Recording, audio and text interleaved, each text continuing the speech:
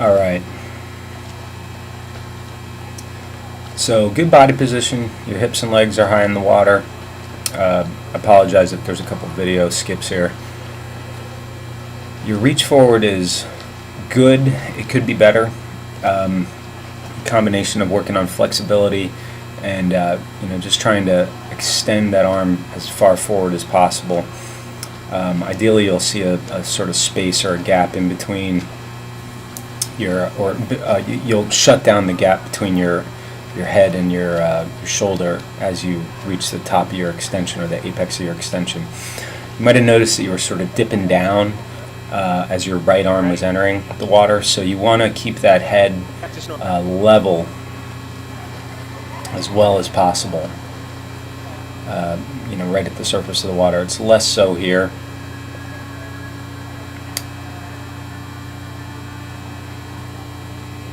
As you turn to breathe, you're pulling slightly off to the right side, and that's causing a bit of wobble through your hips.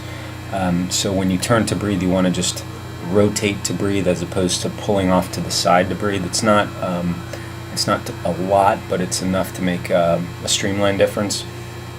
And the other thing we talked about was your left arm is pulling way under your body because you're pulling while you're breathing.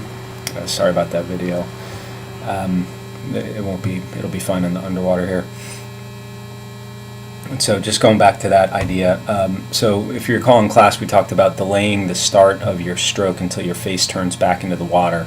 That is something to really work on. You can work on that through like catch-up drill, so that the stroke itself, that left arm, is going to be more of a better stroke. It'll pull you in the direction you want to go as opposed to pulling across and under. So with the left arm, you're currently doing a straight arm style of swimming, and it pulls under your torso. You want that hand and forearm to go back, back towards the back wall of the pool as well as possible. Your right arm also doing a straight arm style.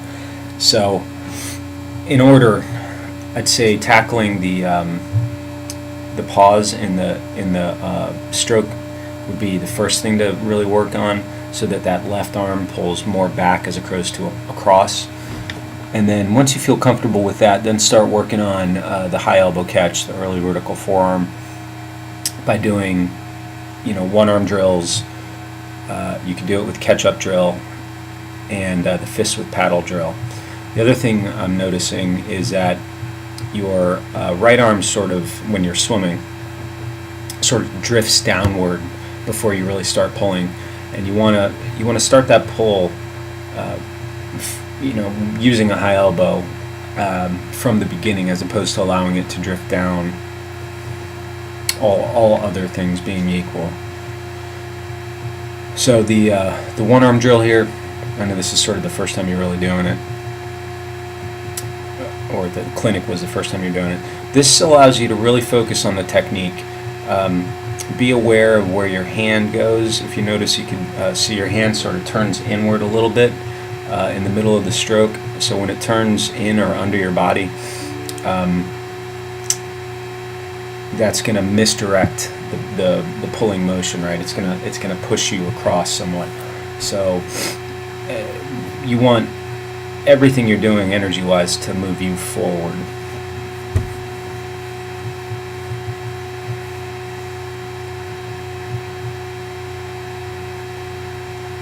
The other thing that one arm drill is good for is improving your strength. So it's an isolation drill. It allows you to focus on the technique as well as just repeated pulls on that side. As your technique improves, you can start thinking about how hard you're pulling as well. And doing it with the kickboard is totally fine. Alright, and then this one was more of a power stroke type effort, or pulling harder. And so your form or technique stays about the same, which is good from a consistency standpoint. You're probably moving a little faster here, also good. It means you're applying more muscular effort to the swim.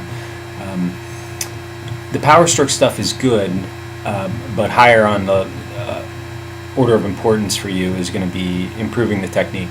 Also, if you look at your left arm as you finish, it sort of dangles a little bit. If you rewind the tape and watch that again, so you don't want the hand to just stay there. You want it to finish a stroke and come back around. So looking at your right arm, entry, and then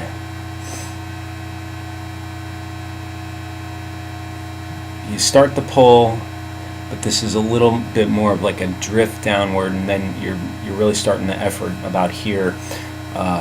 Forearm, upper arm, more or less one line. So that's a straight arm pull, right?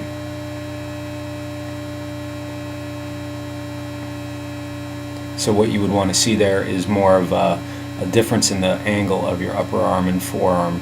So the forearm would be vertical, upper arm would still be more horizontal-ish.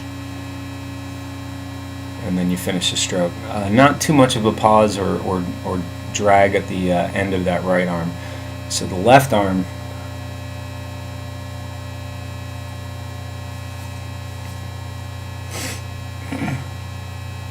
pretty good extension there.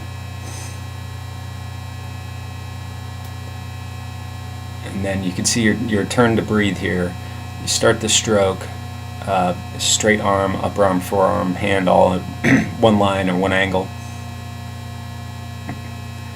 And pulling through, and then this is where you start to pull a bit across. It's hard to see from this exact angle, but that forearm has pulled under your torso, and there it pulls much more under your torso. So again, working on the one arm drill to get the vertical forearm angle.